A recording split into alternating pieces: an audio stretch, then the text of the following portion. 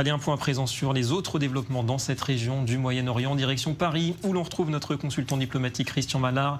Bonsoir Christian, et on évoque avec vous ce soir la réception à Ankara, on l'a bien vu, du leader du bureau politique du Hamas, Ismail Haniyeh, par le président Erdogan. Et il était question entre autres du deal justement Israël-Émirats. Oui, et d'ailleurs, ceux qui disent qu'Erdogan est plus dangereux que les ayatollahs ont raison.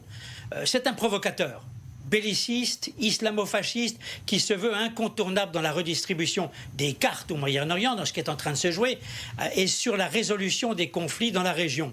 Alors, tout comme Vladimir Poutine, il veut profiter du retrait américain du Moyen-Orient. Il bouge ses pions pour faire avancer son grand projet de reconquête néo-ottomane. Il a monnayé, je vous le rappelle, en Libye, son aide militaire avec le camp gagnant pour y obtenir l'exploitation de nombreux champs pétroliers et de bases militaires stratégiques. En tant que frère musulman, il veut aussi islamiser le Maghreb en jouant en Tunisie la carte du Khomeini tunisien Rached Ghannouchi, qui est le chef du parti salafiste majoritaire, et Narda.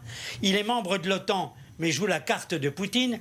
Il tient en otage Donald Trump car les États-Unis ont quelques milliers de missiles à tête nucléaire stockés sur le sol turc. Il tient les Européens en otage en agitant la menace du chantage aux migrants depuis la Grèce et la Libye.